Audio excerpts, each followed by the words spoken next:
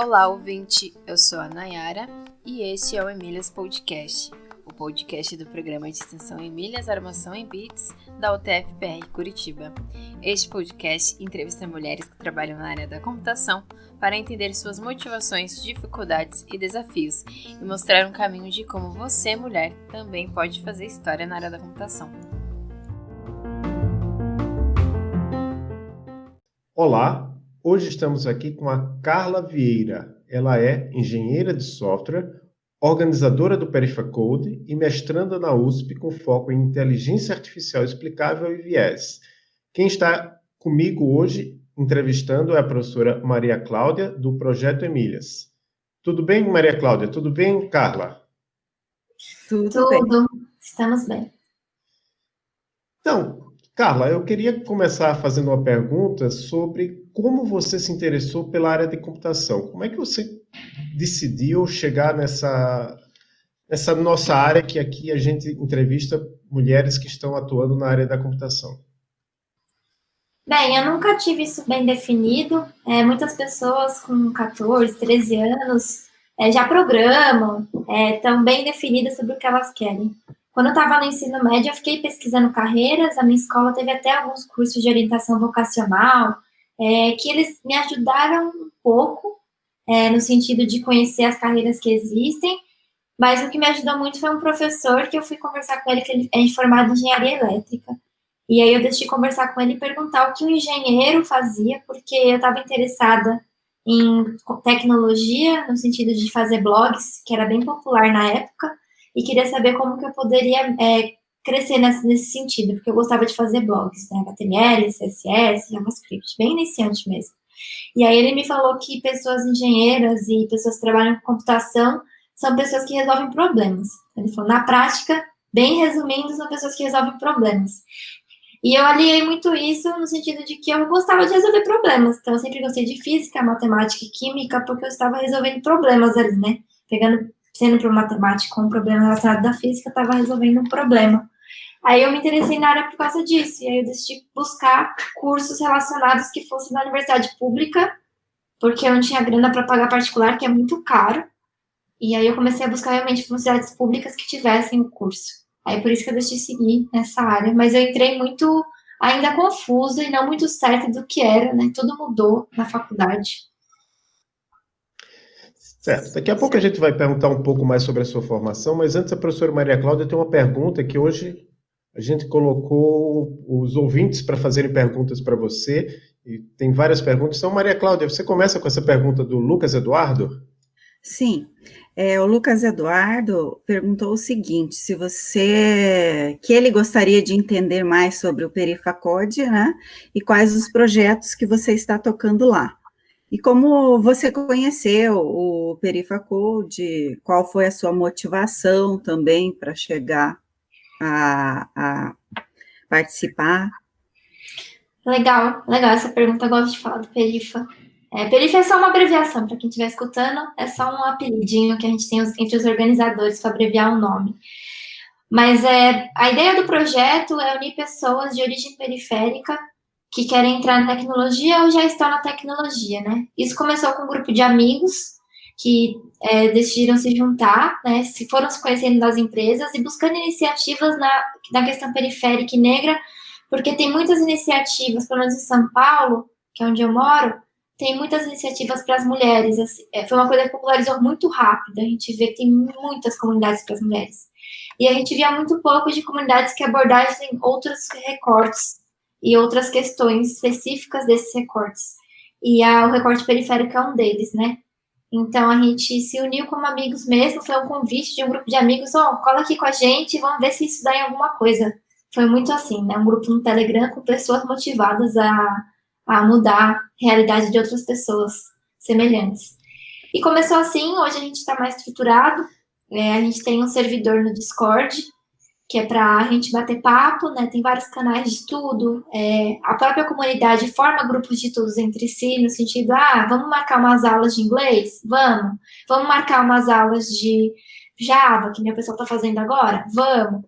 E a comunidade vai se organizando junto com a gente nesse sentido. Por outro lado, o Perifacode também foi ganhando uma proporção, uma visibilidade muito positiva, e a gente começou a se juntar com outras iniciativas, né? Então, a gente está sempre muito alinhado e parceiro do QuebraDev, do Perifacom, que às vezes o pessoal confunde o nome, do Tecnogueto, para se juntar mesmo e conseguir criar, trazer mais pessoas periféricas para a tecnologia e servir como um ambiente de apoio mesmo, no sentido de motivar, manter a motivação das pessoas para não desistir, lidar com o mercado de trabalho, lidar com esse gap que o inglês muitas vezes é. E aí, o que tem rolado hoje de projetos mesmo é esse servidor no Discord que a gente, por lá, as pessoas se auto-organizam, a gente só ajuda, né, a comunidade de todo mundo, as pessoas se auto-organizam em grupos de estudo, a gente quer um grupo de estudos de tal coisa, não precisa esperar um organizador ir lá e montar o grupo de estudos, né, pode as pessoas se auto-organizarem ali e fazerem seu grupo de estudo, que é público. E a gente tem tocado algumas outras iniciativas também, recentemente a gente fez uma campanha em parceria com o TEX, que é o grupo social da USP, é um grupo de computação social, que começou no IME, na Universidade de São Paulo, e a gente fez uma parceria com eles no ano passado de ensinar tecnologia para meninas da Fundação Casa. E a gente eles deram várias aulas lá, a gente participou em um encontro pontual para fazer uma palestra de carreira, eu fui representar o Perifa nesse dia, que era realmente conversar com elas e falar como que é a carreira na tecnologia, tirar dúvidas as dúvidas delas eram, mas tatuagens, e como que eu me porto em uma entrevista, o que eu tenho que ir atrás de montar um currículo, a gente fez várias atividades nesse dia, e recentemente uma das meninas que estavam lá entrou em contato com a gente depois de ter saído da fundação, e ela quer continuar estudando, e a gente decidiu iniciar uma mentoria com ela e um acompanhamento, e o Perifa vai ser esse pilar para ela, né, de conhecer pessoas que têm a realidade parecida com a dela e que podem apoiá-la nesse sentido, de contar como é a vida, né, como que são as coisas na tecnologia para quem é da periferia, e a gente conseguiu também uma campanha para o computador, por exemplo. Então, a gente está sempre buscando fazer ações nesse sentido, realmente de apoiar as pessoas e estruturar isso. A gente está nesse momento de estruturar esse tipo de doação, né? Foi uma campanha única, mas a gente quer poder replicar esse modelo para outras pessoas. Então, eu posso continuar, Adolfo? Sim. Veja que com essa resposta que você deu, acaba respondendo um pouco também do que a Eloá Guedes perguntou, né? Ela perguntou o seguinte: como o Perifa, vou chamar dessa forma então, impacta a vida das pessoas? E como a gente pode contribuir com o Perifa? Legal. Contribuição, eu acho que o primeiro passo é entrar no nosso site e fazer um cadastro. A gente tem um formulário de cadastro. A gente coleta algumas informações dos participantes, até para a gente manter, por exemplo, a gente coleta a questão de gênero, até porque a gente quer ter um ambiente inclusivo, né? A questão de gênero também. A gente coleta algumas informações do que a pessoa trabalha, como ela poderia contribuir. Acho que esse é o primeiro passo, porque lá já gera um link para participar do canal do Discord. Então, por exemplo, recentemente entrou uma moça que queria ensinar inglês. Ela falou: olha, eu moro na Inglaterra e quero poder contribuir com vocês na questão do inglês. Eu não sou de origem periférica. Muitas vezes as pessoas me perguntam: mas eu não tenho essa vivência, eu posso ajudar? Com certeza, né? Não é só um espaço para pessoas periféricas. Essa moça, no caso, ela mora na Inglaterra e ela quer ajudar, né? Ela falou: eu falo muito bem inglês, né? Isso é uma coisa natural para mim, eu quero poder ajudar nesse grupo de estudos, e a gente está tocando isso. Então, eu acho que sempre tem formas de contribuir, mas o primeiro passo é realmente participar e acompanhar, né? O que rola, quais são as necessidades dos membros que tem lá. A gente vai começar em breve mentoria, então pessoas que têm mais experiência em alguma carreira específica de computação podem ajudar, né? Hoje eu estou mentorando uma das participantes no Discord, que é a Ingrid, que ela quer aprender ciência de dados, ela quer aprender sobre tecnologia, programação. Aí eu estou mentorando ela para ajudar, então sempre tem espaço para colaborar, isso é fato.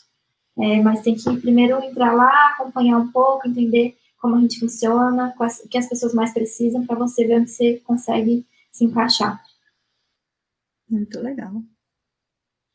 E aí a gente teve também a pergunta da professora Carla Silva, que é lá da Universidade Federal de Pernambuco, do Grupo Cíntia, né? Eles também têm um podcast, o Somos Cíntia.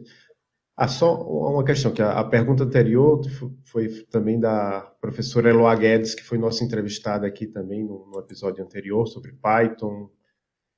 Mas voltando à pergunta da Carla Silva, ela gostaria de saber quais são os maiores riscos que a computação pode trazer para o bem-estar da sociedade e o que nós, profissionais da área, podemos fazer para mitigar esses riscos. Eu acho que isso está um pouco relacionado com o texto que você escreveu, né? Inteligência artificial, a caixa preta que prejudica as minorias. Totalmente, esse texto é super polêmico. Eu sempre falo desse texto e eu sempre recomendo que as pessoas entrem nesse artigo e não leiam somente o texto, mas leiam os comentários, porque os comentários viraram um espaço de debate entre pessoas que entraram para ofender mesmo, me ofender de forma pessoal, o que é super chato e muito triste, mas outras pessoas que entraram defendendo também, né? Por que esse texto é polêmico, primeiro de tudo? Esse texto fala sobre o uso de inteligência artificial na questão de prejudicar minorias, porque a inteligência artificial, muitas vezes, ela funciona só como uma forma de automatizar o que acontece no mundo. E nem sempre o que acontece no mundo é o melhor que a gente quer, né? Então, a gente tem que tomar esse cuidado. E aí o texto cita vários artigos, várias referências sobre o assunto, sobre a questão de machismo, racismo, várias questões que são super importantes, que nem é a Carla falando, sabe? Até porque naquela época eu não falava por mim. Hoje eu estou pesquisando, eu posso falar que sou eu falando. Mas era realmente um resumo, um compilado de vários pesquisadores no mundo, de empresas grandes como a Microsoft, a Google e a IBM, que são preocupados com esse assunto, né? Então, nesse sentido, eu acho que a gente tem que se preocupar, sim, Carla, com a computação. Ela pode ser utilizada para coisas que a gente não concorda, né? Eu acho que um exemplo disso bem recente é o Face App. Ele teve uma polêmica bem grande, né? Para quem não conhece, ele é um aplicativo que utiliza algoritmos de inteligência artificial para modificar o seu rosto, né? Então, ele trabalha com reconhecimento facial.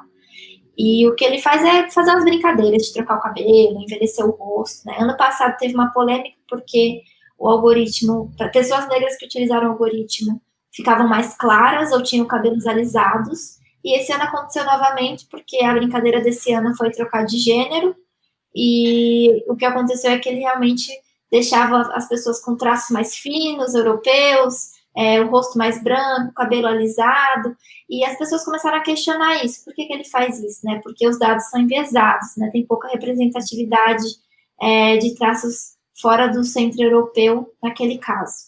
E isso gera um viés para quem está usando, né? O usuário não se sente representado, e faz a gente refletir sobre outros problemas, né? Então, um outro caso legal para pensar nisso é o da IBM, da Microsoft e da Amazon, que decidiram banir, temporariamente, pelo menos, a pesquisa e desenvolvimento de reconhecimento facial. Tem vários questionamentos sobre essa proibição, interrupção que eles fizeram, mas já mostra que a pressão popular nos Estados Unidos está acontecendo, né? As pessoas estão pressionando essas empresas no sentido de a gente não quer que o reconhecimento facial seja utilizado para prender pessoas, não porque a gente não quer esse uso, mas porque a gente sabe que existe um viés no Brasil e nos Estados Unidos na questão de pessoas negras, né? Então, gera todo um questionamento de, enquanto não tiver uma legislação sobre o uso dessas tecnologias, a gente não tem como utilizá-las ainda. Não é de banir a tecnologia, né? Ninguém é contra a tecnologia se ela fosse utilizada para algo positivo. Mas a gente só está questionando a interação que a tecnologia tem com a sociedade, né? Eu sempre falo isso, a tecnologia não é fim, ela é meio. A gente está resolvendo um problema. Se ela deixa de cumprir o propósito do problema que a gente quer resolver e passa a propagar as desigualdades e preconceitos que a gente tem no mundo hoje, eu acho que a gente tem que dar um passo atrás e realmente refletir. Muito interessante. Aí eu queria complementar uma pergunta que a gente fez lá no começo, porque você falou como você se interessou pela computação. Aí entra também a questão da sua formação, que você fez bacharelado em Sistemas da Informação, pelo que eu vi lá na sua página, foi lá na USP Isso. Zona Leste, né, na EACH. Isso. Agora Isso. você faz mestrado lá também, Exatamente. na mesma escola. O que é que esse curso te ajudou a você a pensar tudo isso que você pensa hoje? Porque dos cursos da área de computação, né, a gente tem, eu acho que os 3 cursos que tem mais oferta, digamos assim, não vou dizer que são os principais, mas tem mais oferta, são Sistema de Informação, Ciência da Computação e Engenharia de Computação. E eu tenho quase certeza que tem uma proporção maior de disciplinas que são da área de humanas, mais sociais, é justamente sistema de informação. Isso foi importante para você pensar nessas questões hoje ou não? Ou tudo que você aprendeu não teve nada a ver com o que você aprendeu na faculdade? Como é que foi essa situação em relação à sua graduação? A minha graduação foi muito importante, mas não tanto pelo curso de Sistemas de Informação, mas por ter Sistemas de Informação na EACH. Né? Essa sigla EACH significa Escola de Artes, Ciências e Humanidades. A EACH é uma das únicas escolas na Universidade de São Paulo como um todo que tem vários cursos juntos. Então, na mesma escola, no mesmo prédio mesmo, a gente tem curso de texto e moda, obstetrícia, sistemas de informação, marketing, biotecnologia, gestão de políticas públicas, e a IACH tem uma coisa chamada ciclo básico. O ciclo básico é um conjunto de disciplinas obrigatórias para todos os cursos, e que os cursos fazem as aulas em conjunto. Então, eles geralmente fazem um mix de 5 e 5. São 10 cursos que tem na IACH, geralmente em cada sala tem pelo menos 5 cursos diferentes. Então, no meu primeiro ano, eu tive, por exemplo, cultura digital, junto com outros cursos. Por exemplo, gestão de políticas públicas. E nessa matéria falou muito de software livre, falou muito sobre privacidade, sobre dados abertos, mesmo que de forma ainda superficial, foi um assunto que já fica uma sementinha plantada, né? E teve outras disciplinas que permitiram esses debates. Então, eu fiz uma disciplina de resolução de problemas, que o tema do nosso trabalho foi a inclusão de pessoas negras na USP. Se as cotas cumpriam esse papel ou não, se era o melhor caminho, o que poderia fazer, como que cada curso lidava, como cada escola lidava. Isso eu fiz com pessoas de marketing, gestão de políticas públicas e zero computação no assunto.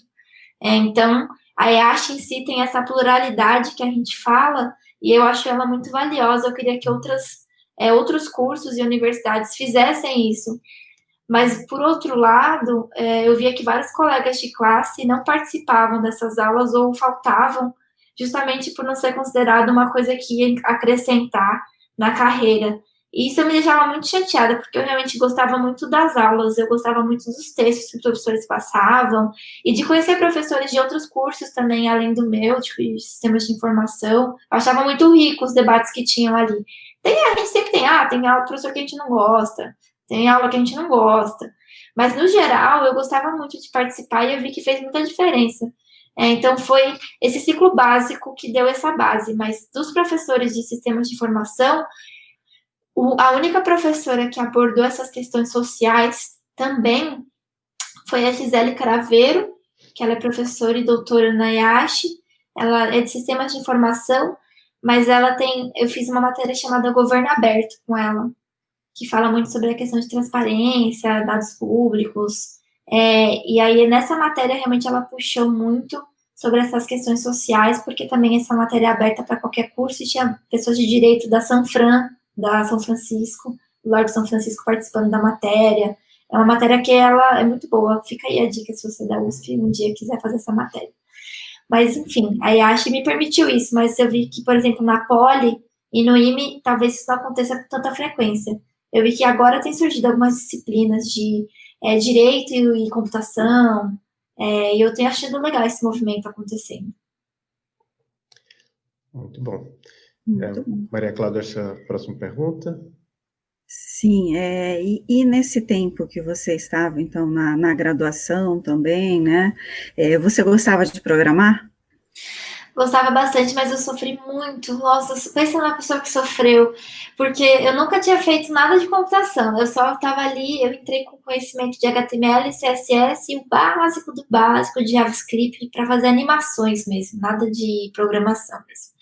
E eu não sabia nem abrir o terminal do computador. Então, na primeira aula de introdução à programação, já tinha várias pessoas que fizeram curso técnico, a maioria da sala tinha feito curso técnico e é natural, né? A pessoa faz ETEC, faz ETEC ou faz ITB, tinha uma galera de Barueri, da Zona Oeste de São Paulo, fez escola técnica junto com o ensino médio e seguiu computação como carreira, o que faz todo sentido. Mas eu não tinha tido esse ensino técnico na minha formação. Então, eu estava me sentindo um peixe fora d'água mesmo, completamente perdida. Então, depois de um tempo isso passou. Depois que eu comecei a fazer estágio, isso melhorou no segundo para o terceiro ano, mas ainda assim foi meio difícil, eu ainda sofria muito. E hoje em dia, você é aluna de mestrado, você também está trabalhando nessa época? E como é que tem sido o seu dia a dia agora, com pandemia? Você tá mais em casa? Você fica em muitas reuniões online, como a gente está fazendo agora? Como é que tem sido isso? Olha, logo que eu pensei em fazer o mestrado, eu me questionei por a questão de carreira mesmo, né? Falei, eu gosto de engenharia de software, mas eu quero fazer um mestrado em uma área totalmente diferente, que as minhas skills de programação vão ajudar, mas eu vou ter que aprender outras skills no sentido de estatística, de inteligência artificial, eu vou ter que aprender outras coisas também, vou ter que estudar muito para isso.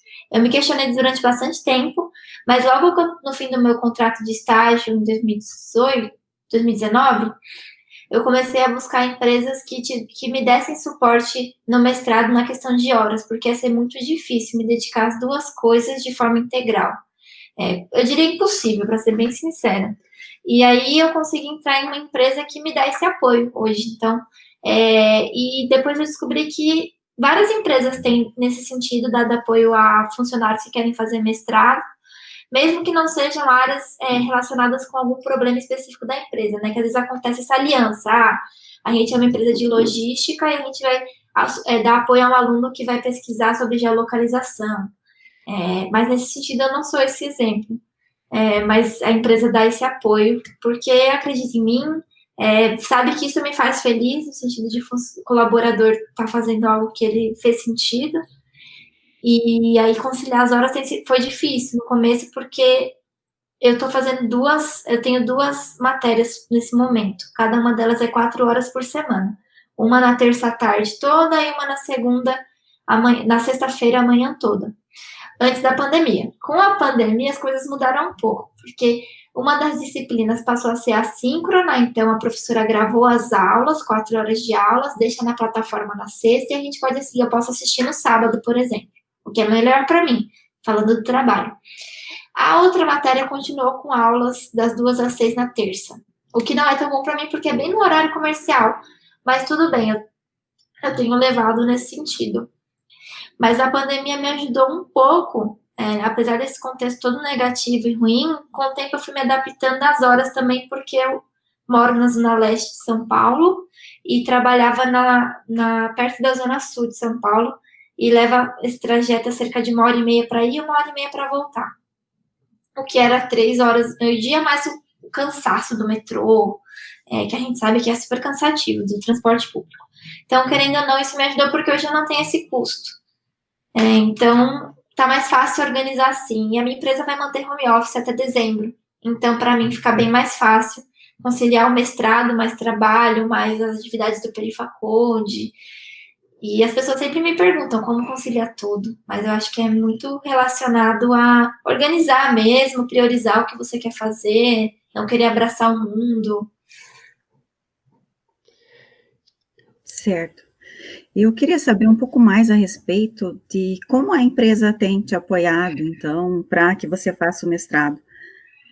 O apoio tem sido na questão de horas mesmo, então eu tenho 4 horas livres por semana da minha carga horária para me dedicar ao mestrado. Às vezes acaba passando um pouquinho desse tempo devido a N fatores, alguma entrega específica do mestrado, das disciplinas principalmente, mas aí tem sido nesse sentido, e eu sinto que até um apoio no sentido das pessoas perguntarem, se interessarem no assunto, sabe? Conversa com a Carla, eu dei uma palestra, né? Logo que eu entrei, o pessoal pediu para eu dar uma palestra para falar sobre o tema, o que eu estava estudando, porque estavam curiosos, eu dei uma palestra para a área de engenharia. Então, nesse sentido, também acaba sendo algo positivo para você. Você vê que aquelas pessoas admiram aquilo que você faz, têm interesse no assunto, não é algo meio que você faz escondido, assim, ninguém pergunta e ninguém tem interesse. Eu acho que esse apoio também é legal, no sentido de meu chefe recomenda, quando eu escrevo um artigo, ele vai lá e recomenda para o time ler. Então, são coisas nesse sentido que eu super vejo esse ambiente acolhedor. É muito bom mesmo. Com relação a... Eu vi que na sua página, no seu currículo, que você já palestrou em inúmeros eventos, né? E A empresa também apoia nisso? E por que que você palestra tanto? Você gosta muito disso? E você está sentindo falta dos eventos presenciais? Nossa, eu sinto muita falta dos eventos presenciais, de abraçar as pessoas, mas eu sinto que isso vai demorar a voltar a acontecer como acontecia antes, de fazer uma fila, conversar com as pessoas e sair abraçando. Mas, assim, nesse sentido de apoiar, eles apoiam sim. Eu tinha uma viagem marcada, duas viagens, uma para abril e uma para junho, fora do país. Uma para Orlando, no evento da Microsoft, e uma para abril num evento em Londres do Lead Dev Conf, que é uma conferência de desenvolvimento. E eu conversei antes, óbvio, porque eu não tenho férias para tirar, porque eu nem fiz um ano de empresa ainda. Mas aí eu conversei com o meu chefe e teve um super apoio no sentido de que eu acho que você tem que ir, pode ser até bom para a empresa no sentido de divulgação, né? Então, acaba sendo uma troca também, né? Claro que tem que ser alinhado, eu não vou de repente avisar um dia antes, estou indo para Orlando e volto na semana que vem. Mas a gente conversa e alinha, né? Mas eu gosto muito de palestrar, o que o Rodolfo falou sobre ter várias palestras, realmente começou com uma amiga me empurrando mesmo. Ela simplesmente me cadastrou num evento sem me contar. E ela só me empurrou. E aí eu fui nesse primeiro evento porque ela falou que era legal contribuir com a comunidade, que era importante você palestrar sobre coisas que você está aprendendo. Isso foi em 2017 ou 2018. 2018. E aí eu comecei a palestrar e não parei mais, vira meio que um vício. Aí depois de um tempo eu fui dando umas pausas no sentido de priorizar quais eventos eu quero estar, quais públicos eu quero atingir, qual o propósito que eu tenho naquele evento. O propósito pode ser inúmeros, eu quero divulgar o PerifaCode, eu quero divulgar a Carla como carreira, ou não, naquele evento vai ter pessoas que eu quero conhecer, enfim, ou vai ter um público que eu quero ensinar, vou dar um workshop, algo do tipo. Aí eu comecei a filtrar mais isso. Hoje eu tenho tido um ritmo mais lento, assim, mais devagar, por causa que senão você fica sobrecarregado demais. Nossa, é muito pesado. Ainda mais evento presencial, né? Hoje é tudo online, mas mesmo assim tem um preparo, tem um horário que você separa para fazer uma live, né? É corrido. Com relação à língua inglesa, você falou de eventos no exterior. Você, obviamente, você ia palestrar nesses eventos em inglês. Além disso, você precisa da língua inglesa no seu dia a dia? No dia a dia, não. Os eventos seriam realmente em inglês, mas no dia a dia mesmo é mais para questão de estudo, principalmente no mestrado, porque eu estou pesquisando sobre explicabilidade de inteligência artificial e vieses. Tudo, absolutamente tudo, isso, sei lá, 99% do que eu estou lendo é em inglês. Os conteúdos são em inglês porque é uma área nova, relativamente nova, pouco explorada no Brasil e tem muito conteúdo produzido em inglês. Então, tem sido muito importante o inglês. Eu trabalhei na Amazon por 2 anos. Lá, realmente, o inglês era extremamente necessário, porque a empresa é multinacional.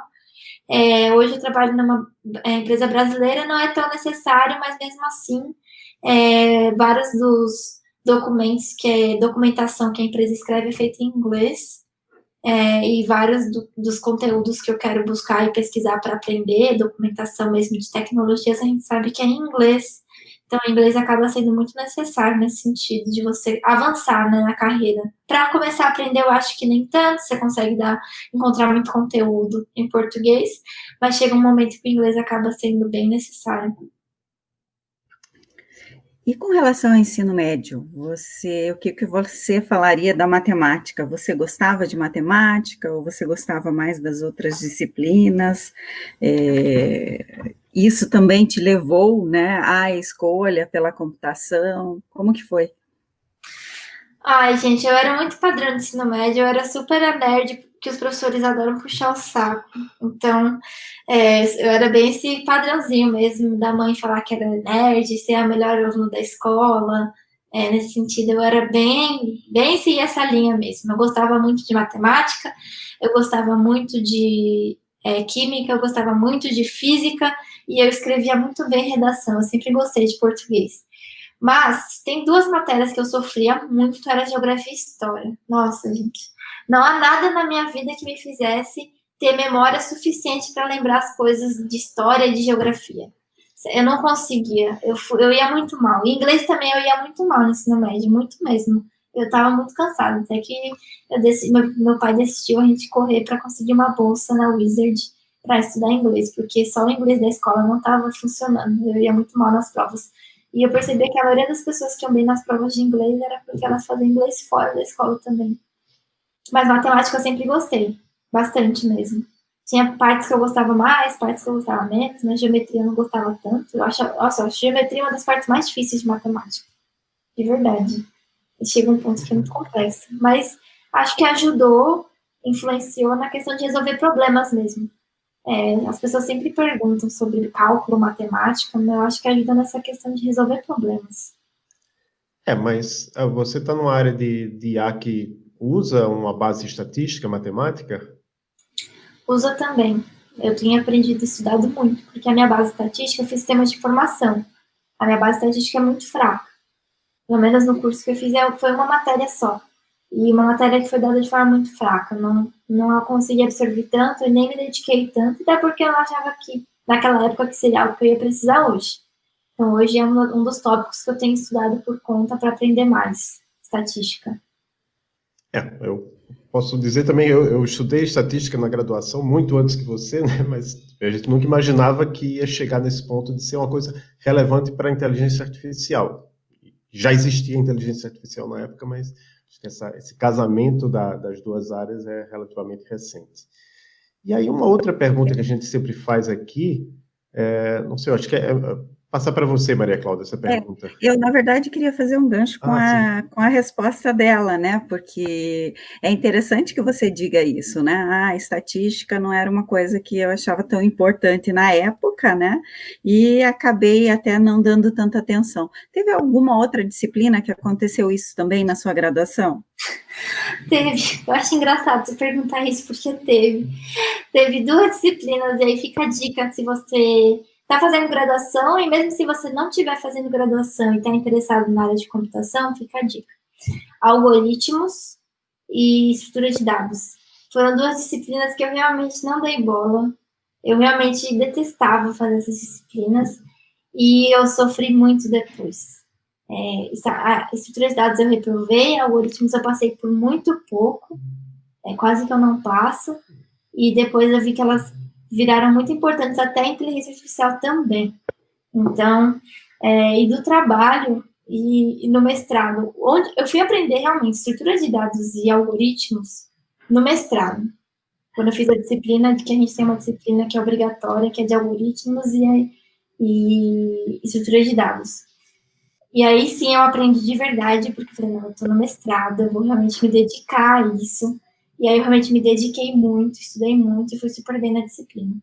Mas eu me choquei muito, eu chorei com o professor, eu falei, nossa, professor, eu não acredito. Eu sofri tanto na graduação e hoje me dedicando, estudando e vendo vídeos e exercitando o assunto, eu consegui tirar 9, sabe? Ficar com 9 de média. Sabe que pessoas de graduação tiram 9 de média, gente, isso é um sonho. Então teve essas 2 aí. É de chorar mesmo. É uma maravilha, né? Mas acho que é isso, então. Uma outra pergunta é a seguinte, será que na escola, ou então depois, na graduação, ou talvez no seu trabalho, você já enfrentou algo a respeito de preconceito de gênero? Olha, eu sempre falo sobre isso porque, por 2 questões. Na graduação foi muito difícil porque tinha só eu e mais 3 meninas na sala, com 66 alunos. E olhando o curso todo, tinha poucas mulheres também, né? Então já era aquela situação desconfortável, né? Você se sente meio desconfortável na sala de aula e você vê que os professores não te direcionam tanto as perguntas, alguns professores, eles meio que subestimam o que você acha ou te explicam coisas mais do que deveriam, no sentido de como se você tivesse dificuldade. Muitas vezes você não tem dificuldade, mas ele faz questão de ficar explicando uma coisa que você já sabe. E nas palestras isso aconteceu bastante também, mas eu acho que pelo fato de eu parecer que eu tenho 16 anos e pela minha voz também. E eu tenho 1,5 m, só para vocês tentarem imaginar como é a Carla. Então, uma pessoa de 1,5 m, baixinha e fofinha, no geral as pessoas dizem isso. Então, isso gerou bastante frustração no sentido de você tentar as pessoas no primeiro pré-julgarem, sabe? Elas vão falar com você, mas elas julgam que você não sabe tanto, ou que você é só uma menina, que você não sabe as coisas direito ainda. Nas palestras eu vi as pessoas levantando, saindo, indo embora, sabe? Principalmente homens, assim. Principalmente porque os eventos de tecnologia tem muitos homens, né? Eventos abertos pro geral.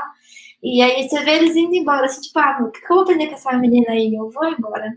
E só que o interessante é que depois que eu falava, eu tinha que fazer um esforço muito grande de me colocar de forma séria e me posicionar no sentido de ganhar a confiança das pessoas que estavam ali.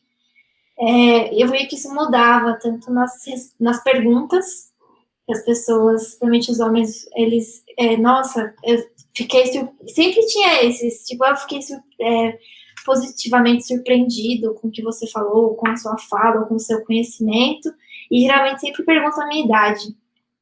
E as pessoas sempre se chocam quando eu falo que eu tenho 22 anos. Sempre ficam muito chocadas no sentido de, nossa, eu não esperava que uma pessoa com 22 anos estivesse fazendo tantas coisas ou tivesse tanto conhecimento. Então, eu enfrentei nesse sentido, das pessoas pré-julgarem e não sentir que elas não estavam levando tão a sério o que eu estava falando, sabe?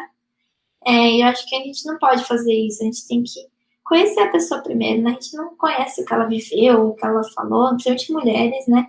E acaba tendo esse julgamento. No trabalho, nem tanto, o ambiente que eu vivo no trabalho é bem acolhedor nesse sentido, mas em outras empresas que eu já trabalhei já aconteceu casos de eu começar um projeto e um dos rapazes que estava lá há mais tempo, que nunca começou esse projeto, mas já tinha tido ideia desse projeto e eu não sabia, porque tinha acabado de chegar.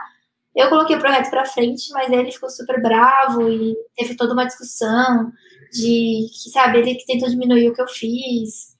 E eu acho que outras mulheres já devem ter passado por coisas parecidas, né? De uma reunião você fala uma coisa, aí o cara fala outra, e aí todo mundo escuta o que ele fala. Aí você fica, como assim? E o que eu falei? Não conta, sabe? Exatamente. É muito estranho isso. Mas já aconteceu algumas vezes assim, e aí eu tenho tido reforçado, eu passei a cortar, não, mas eu falei isso, ou, não, você lembra que eu falei disso, sabe? Eu já falei com colegas de trabalho que fizeram isso, eu já cheguei e falei, passei um feedback, porque eu voltei para casa muito triste e refletindo, nossa, mas eu falei isso, porque eles me excluíram dessa forma, sabe? E no dia seguinte eu falei, e você se sente culpada? Eu falei, não, se eu tô me sentindo mal, é porque alguma coisa estranha aconteceu, eu não estaria me sentindo esquisita à toa. E eu fui lá e conversei, falei, olha, o que vocês fizeram não foi legal, eu me senti excluída, eu senti como se eu fosse um peso pro projeto, porque eu tô aprendendo, enfim. E eles escutaram numa boa, tive essa sorte deles escutarem e refletirem e depois falarem realmente, e mudarem a postura, né? Então, um exemplo que um deles fez foi, por exemplo, na Daily, ele sempre acabava apresentando antes de mim e falando tudo que eu ia falar, porque a gente estava no mesmo projeto. Ele passou a mudar. Não, hoje você fala que a gente fez, sabe? Isso é uma pequena ação, mas é uma ação necessária no sentido de ele perceber, nossa, acho que é deixar ela ter voz para falar um pouco sobre o que a gente fez no projeto, ganhar o espaço dela com outros times, porque pessoas de outros times vinham falar do projeto com a gente, mas já iam nele e ficava olhando só para ele. Eu já tive situações de ficar passando com a cadeira atrás, assim, para tentar a pessoa ver, tipo, eu estou aqui, eu também faço parte. Você não precisa ficar falando só olhando para ele, você pode olhar para as duas pessoas e conversar, sabe? Mas nesse sentido já aconteceu comigo, mas a gente acaba tendo que criar essa imunidade, sei lá, de aprender a combater isso e lidar com isso. É complicado. Eu estava escutando hoje um seminário que aconteceu lá no Instituto de Computação da Universidade Federal Fluminense. Eu não vou lembrar o nome da mulher que falou, até porque eu estava escutando, né? Mas ela falou assim, que ela é sócia de uma empresa e ela foi numa reunião com um estagiário para uma reunião em outra empresa, né? Com um estagiário. Ela sócia, ela foi com o estagiário. E ela fez a apresentação lá, eles fizeram a apresentação e acho que foi mais ela que fez a apresentação. E na hora de direcionar as perguntas, o pessoal da outra empresa direcionava para ele, o estagiário, e não para ela. Exatamente, olha que coisa bizarra. Tipo, não faz nem que coisa absurda. É bem isso. Eu acho que não tem mulher que já não tenha sentido alguma coisa assim, né? Porque realmente acontece. E por mais assim que... às vezes eu acho até que é meio inconsciente, sabe? As coisas estão tão, assim, culturalmente, né? Ali impregnadas, que acontece de uma forma que as pessoas nem sentem. Por isso que é importante fazer isso que você fez, ir lá e conversar, né, dizer o que você sentiu. Mas é claro que em algumas situações a gente não consegue fazer isso, né, dependendo da pessoa que teve o comportamento, a atitude com você, você não consegue fazer. Então, tem que aprender a fazer isso que você falou, né, a gente tem que aprender a mudar, né, a ver os fatos de uma outra forma. Sim, exatamente. E conscientizar essas pessoas, né? Esses meninos fizeram isso comigo, eles passaram a prestar mais atenção, a incluir mais. Eu falei, é legal conversar com vocês, para isso não virar uma conversa de corredor depois, sabe? No sentido de aquela pessoa ficar mal falada por uma ação que a gente já resolveu entre a gente, ou ter que escalar para um comitê de ética ou algo do tipo, ou ter que denunciar. É legal evitar chegar nesses níveis, mas realmente tem situações que é muito difícil e que dependendo da pessoa não é aberta, aí fica a responsabilidade da empresa tentar, no caso se for uma empresa, tentar gerenciar isso da melhor forma. Mas eu já vi várias pessoas sendo demitidas, homens sendo demitidos por causa disso. Eu vi algumas empresas começaram a tomar posturas mais sérias. Claro que na mesma proporção que foi feita a ofensa, né? Sim. Mas isso é importante, né? A gente tem visto que tem mudado também, né? A forma como a empresa vê esse tipo de atitude, né? E, claro, tudo depende da atitude, né? Do quão grande foi a ofensa. Exatamente. Acho que, Adolfo, você quer fazer a próxima pergunta? Eu queria antes fazer uma pergunta sobre a questão da inteligência artificial, que você está estudando no mestrado também, né? A pergunta, assim, é que a gente ouve muito falar de técnicas de inteligência artificial, e eu, particularmente, não sou da área, eu sou da área de computação, mas não da área de inteligência artificial. Então, a minha pergunta é se há alguma chance de o Brasil, de pessoas brasileiras aqui, terem algum protagonismo nessa área de inteligência artificial, considerando que hoje em dia é uma coisa assim que é mais, os grandes players são principalmente Estados Unidos e China. Há alguma chance do Brasil se incluir nisso? Muito legal essa pergunta. Eu tenho tido esse debate com pessoas que eu passei a seguir, né? Quando eu entrei nessa área, eu comecei a buscar pesquisadores brasileiros e brasileiras que pesquisam sobre o assunto, tanto de uma ótica das exatas, como eu, tanto de ótica de outras áreas, né? De impactos, inteligência artificial, coisas do gênero. E a gente discutiu esses dias, inclusive, sobre isso, como o Brasil, por exemplo, adota tecnologias do exterior que não foram desenvolvidas aqui, sem considerar, por exemplo, o contexto dessas tecnologias, né? Por exemplo, foi banido o uso de reconhecimento facial lá nos Estados Unidos, mas a Amazon também opera aqui no Brasil, a IBM também opera aqui no Brasil, a Microsoft também opera aqui no Brasil. Como que vai ser a postura dessas empresas aqui dentro do Brasil, né?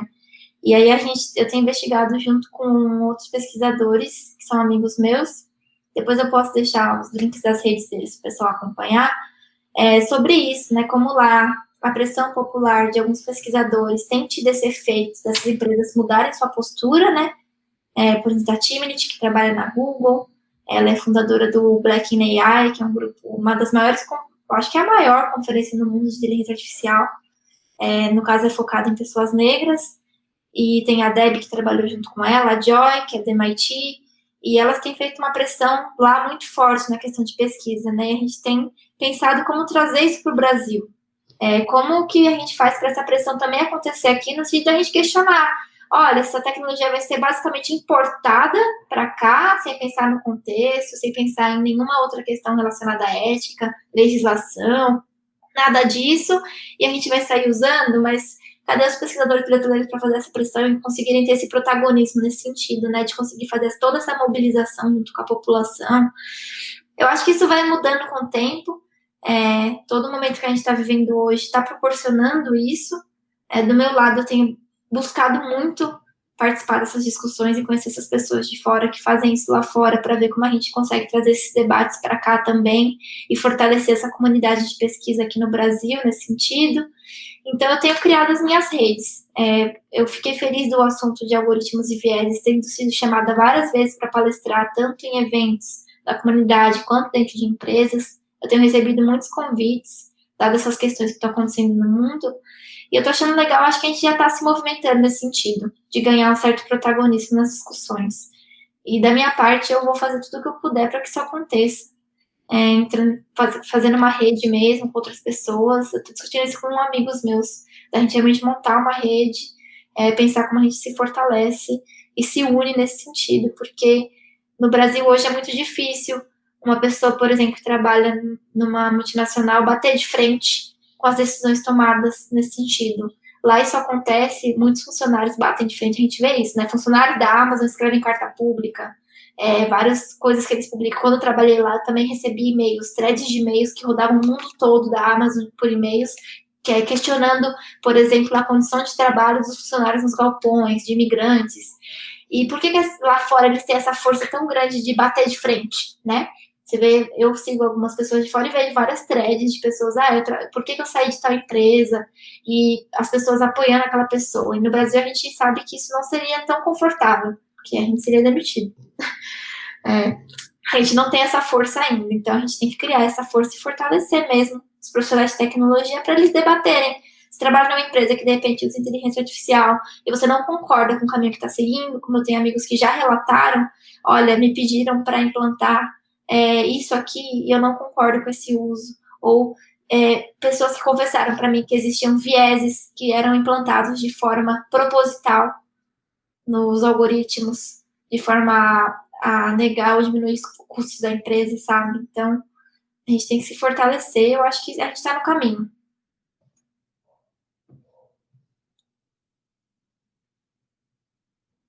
Maria Cláudia. Mudando um pouco, né, para falar novamente a respeito de comunidades que você participa, né, a Perifacode também, ela, vamos dizer assim, privilegia mulheres nas atividades. A gente está buscando fazer isso. É bem difícil. Quando a gente vai fazendo o que a gente chama de interseccionalidade, né, pensar nos recortes de gênero junto com racial e junto com social, vai ficando mais difícil alcançar esses públicos. Então, hoje a Perifacode tem mais homens do que mulheres na comunidade, não no quadro de organizadores, mas na comunidade em si, olhando os participantes. E a gente tem feito esforços mesmo para conseguir mudar isso, mas é bem difícil. Quando a gente começa a juntar esses recortes, né, porque a gente sempre fala, por exemplo, pensar em mulheres periféricas. A gente pensa em mulheres periféricas, a maioria, não vou saber a porcentagem exata, mas a gente sabe que a maioria são mulheres negras. A gente olha todas as pesquisas relacionadas à raça e gênero e questão social de salários. Por exemplo, a gente vê que na base quem ganha menos é mulher negra, depois vem homem negro, depois vem mulher branca, depois vem homem branco. Então, a gente vê que a mulher negra, as mulheres periféricas estão na base da sociedade, das que ganham menos ou que têm trabalhos mais precarizados, né? Então, é muito difícil alcançar esse público, mas eu acho que o trabalho que a gente faz de fortalecer com comunidades locais pode ser algo positivo, né? Então, por exemplo, onde eu moro, tem uma psicóloga que mora aqui na região, que ela tem um grupo chamado Eles Saber. Eles têm um Instagram que é um grupo de mulheres do bairro, aqui da Zona Leste. E é um grupo que ela é psicóloga e ela traz vários temas. A gente tinha encontros presenciais uma vez por semana, no sábado e no domingo, as mulheres se encontravam para conversar de várias áreas. Mulheres comuns do bairro, que nem trabalham com tecnologia, nem psicologia, mulheres do bairro, da região ali, se uniram para conversar e bater um papo e se fortalecer e se empoderar. Então, a gente tem que ir até essas pessoas, né? Na quarentena tá ficando mais difícil, mas a gente está sempre tentando chegar nesses recortes e alcançar essas pessoas de alguma forma. Uhum. Em termos de números, quantos participantes você tem já no Perifacode? Olha, são cerca de estamos quase chegando nos 700 participantes no Discord, isso no servidor do Discord, mas naquele formulário que eu citei no começo, que a gente pede para as pessoas preencherem, para participarem da comunidade, já tem quase 1.300 preenchimentos. Então, muita gente, pelo menos, demonstrou interesse e deixou contato para a gente conversar e manter e-mail. A gente manda, às vezes, e-mails sobre iniciativas que estão rolando para aqueles e-mails ali, é uma base, né? Então, tem bastante, a gente está crescendo, bastante gente querendo participar e conhecer, isso é ótimo. A gente conhece vários. Em termos de ações, vocês fazem atividades de programação, aulas, como que é? A gente tem grupos de estudo, né, que a comunidade vai se auto-organizando para criar esses grupos de estudo, dependendo da temática que eles querem estudar. A gente também, sempre que pode, faz lives, né, Então, por exemplo, toda quinta-feira está tendo lives de tecnologia em parceria com a B2W. Semana passada teve dados, na outra teve uma de back-end, na outra teve uma de front, agora vai ter uma de UX, vai ter de outras áreas. Então, a gente está sempre trazendo essas lives de conteúdos os conteúdos são bem bons. O pessoal gosta bastante de participar e assistir os vídeos depois. Então, sempre que podem, a gente está tentando também gravar o conteúdo por nossa parte, mas também rola essa organização no Discord de grupos de estudo para algum assunto específico, e rola no formato de aulas, exercícios, que eles mesmos montam um currículo que eles querem se juntar e estudar. Legal. Então, Carla, aí a gente sempre faz a pergunta aqui, o que você diria para meninas ou mulheres que estejam pensando seguir carreira na área de computação? Olha, eu vou dizer o que eu respondi para uma menina há alguns meses, a Natália. Eu espero que um dia ela escute esse podcast, esse episódio, porque a gente se conheceu da seguinte forma, ela me fez exatamente essa pergunta. Ela falou, eu moro no interior de São Paulo, o que você diria para mim, uma mulher que quer começar na área de computação? Eu falei para ela ser ela mesma, ser autêntica, não deixar em que nenhum momento alguém ela tenha que mudar o que ela é ela acha que tenha que mudar quem ela é para entrar na área, sabe? O meu jeito, por exemplo, o jeito da Carla, que tem uma voz fina, que tem 1,5 m, que seja, que é fofinha, enfim, é o meu jeito, faz parte de quem eu sou, e isso é algo positivo, algo a ser valorizado. Eu não deveria ter que me masculinizar ou ter que agir de maneira diferente ou fingir que eu não gosto de rosa para poder entrar na área, sabe? E se você não gosta de rosa, tudo bem também, assim, você tem que ser quem você é, né, eu diria. Não deixar que o que as pessoas te falam te abalem. Eu lembro que uma professora do ensino médio, quando eu falei que queria fazer computação, ela já pensou em fazer engenharia da computação na Poli, e ela já olhou meu estojo. Eu gosto muito de canetas. Eu ia mostrar aqui, mas não vai aparecer no podcast, mas eu gosto muito de canetas e papelaria, e ela olhou meu estojo e ela falou, você acha que com esse estojinho colorido aí vão te zoar, que não sei o quê. Ela falou dessa forma, né, que eu ia ter que endurecer para conseguir ficar no curso de computação. E eu não acho, isso não aconteceu. Eu sempre mantive o meu jeito, do jeito que eu sou, e com as coisas que eu gosto, com as minhas 1000 canetas coloridas, com estojo de flamingos, e é o jeito que eu sou e é o que eu gosto, entendeu? Então, eu diria isso, seja autêntica e não deixe ninguém dizer quem você tem que ser ou que você tem que mudar para conseguir seguir na carreira. Adorei. Ótimo dizer isso mesmo para as meninas, acho que é isso aí, esse é o caminho, né? E aí, como você falou disso também, falou da professora, né, e você tinha comentado de uma professora também na sua graduação, queria saber, assim, tem alguma mulher que te inspirou, como que foi o apoio da sua família também, em relação à sua escolha, que você pode contar para a gente? Nossa, passaram tantas pessoas na minha mente agora, mas assim, de professoras, eu diria a Gisele, né, que foi uma professora que realmente mudou muitas das coisas que eu pensava na matéria dela de governo aberto. Nossa, muita admiração pelo trabalho dela, por ela conseguir juntar computação e sociedade, fazer trabalhos incríveis em parceria com outras instituições da USP, né, de direito, pessoas de políticas públicas. Ela conseguiu juntar essa galera toda e fazer pesquisa. Mas falando de família, meu pai sempre me apoiou. Uma coisa que eu posso dizer, meu pai nunca foi contra coisas que eu decidia fazer, nunca me podou em nada que eu queria fazer e sempre me incentivou. A minha mãe é um pouco mais medrosa, no sentido de ser super protetora. O meu pai já era, por exemplo, nas viagens que eu fiz no ano passado, para fora do Brasil, não, para fora de São Paulo, de avião sozinha, passar vários dias fora, meu pai foi, não, deixa a menina aí. Eu só contava para ele e depois contava para minha mãe, quando estivesse perto já. Tipo, mãe, já tô indo, papai já deixou, entendeu? Eles não são casados, mas a gente tem um relacionamento bem bom entre a gente. E a minha mãe, nesse sentido, também me apoiou muito, né? Ela tem essa super proteção, mas ela sempre apoia.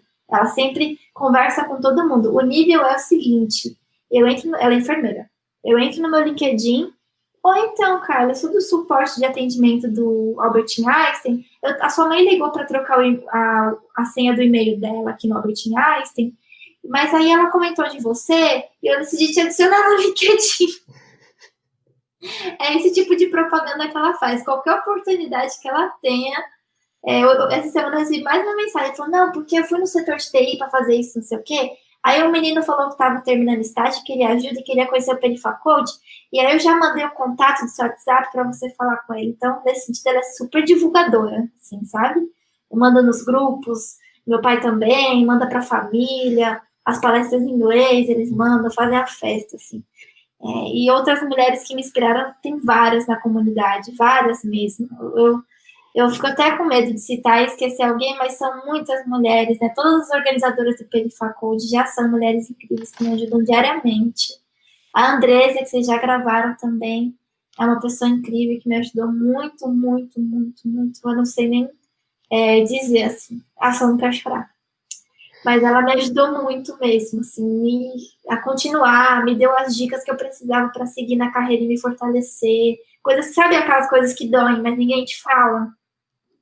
Ela teve essa coragem e falou uma vez que eu fui para Porto Alegre, e eu fiquei na casa dela, que ela cedeu, eu estava sem grana para hotel e ela cedeu o espaço da casa dela. E aí eu fiquei por lá com ela e ela, nossa, foi um final de semana intenso, assim, de abrir a mente. Ela falou coisas que ninguém queria falar, mas que eu precisava ouvir. Então, tem muitas mulheres, assim, a comunidade é cheia de mulheres incríveis para a gente seguir, acompanhar, de qualquer lugar do Brasil, né? Assim, eu sempre busco também sair um pouquinho do eixo de São Paulo e pesquisar outras mulheres de outras áreas fora de São Paulo. Tem muitas, são muitas. Eu não consigo falar de todas, senão eu ficaria aqui horas. Certo. Que bom. E outra pergunta seria a respeito de livros, filmes, o que você gosta, o que você podia indicar para os nossos ouvintes? Tem algum outro podcast que você ouça, que você acompanhe? Vamos lá, que esse é um assunto que eu gosto. De filmes e séries. A minha série favorita é Doctor Who, porque eu sou uma pessoa que gosta de ficção científica. Então, se você não conhece Doctor Who, não é uma série sobre médicos, é uma série sobre ficção científica e um viajante no tempo. E pensa que o fato da série abordar a viagem no tempo permite que ela explore tudo o que já aconteceu no mundo.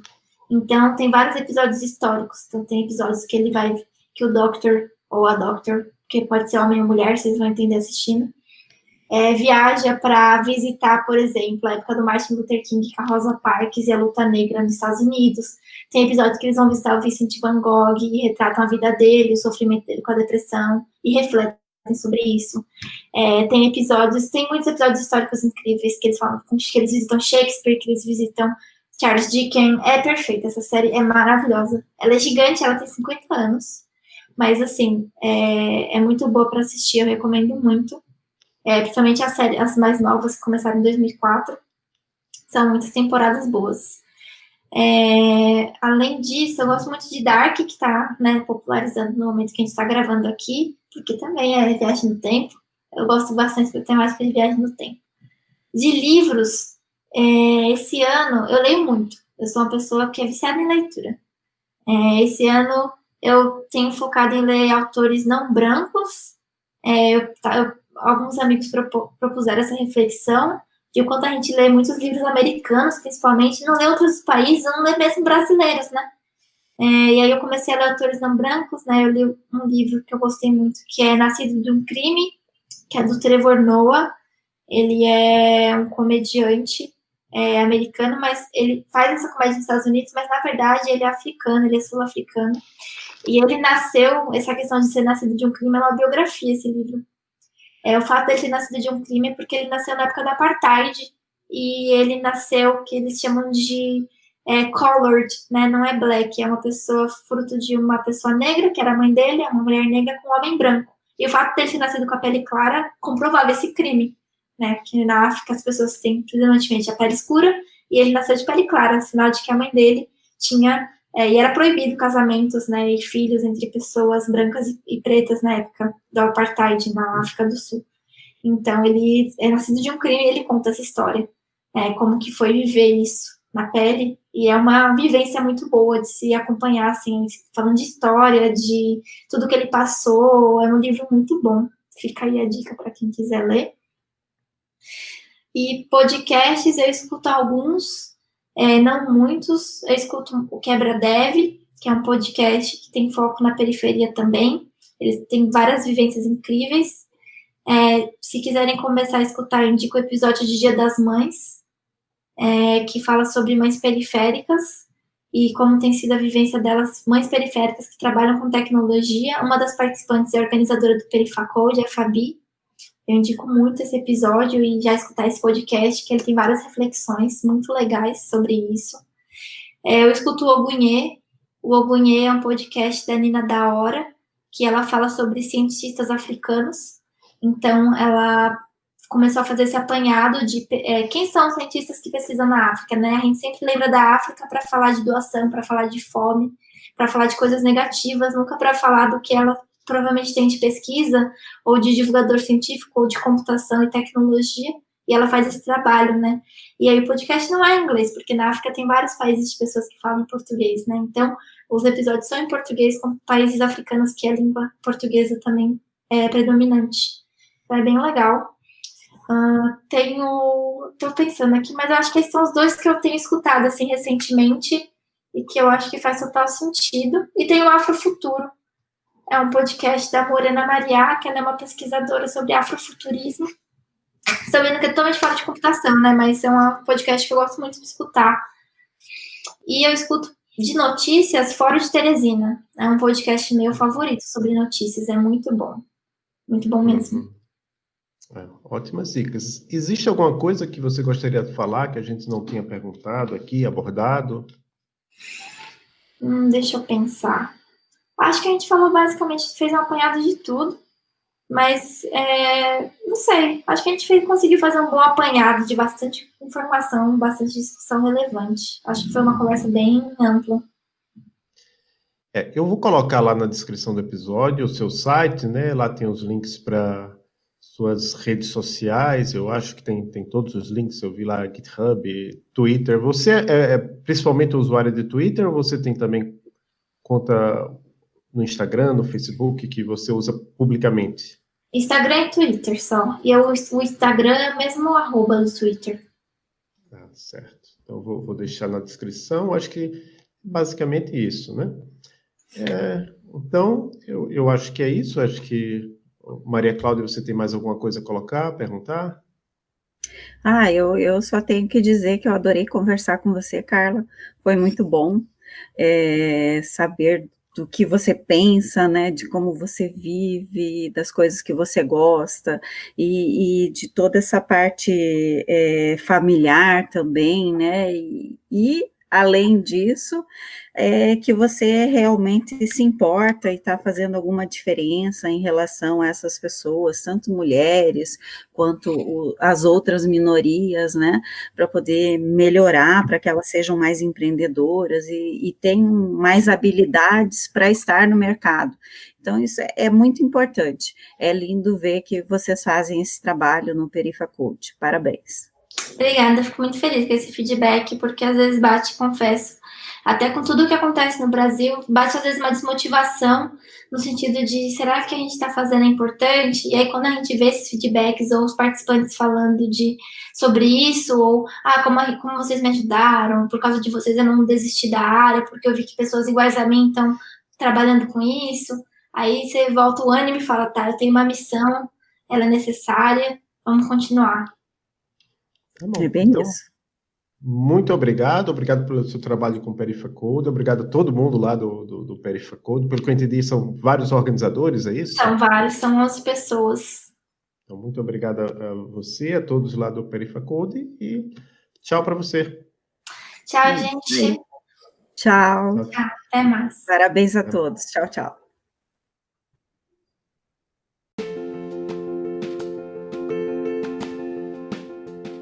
Sigam o Emílias no Twitter, no YouTube, no Instagram e no Facebook para saber as novidades. Escutem o podcast no Anchor e nos demais agregadores de podcast, Spotify, Pocket Casts e outros, procurando por Emílias Podcast. Esse é um projeto de extensão da Universidade Tecnológica Federal do Paraná, UTFPR, Campus Curitiba, e acesse a nossa página.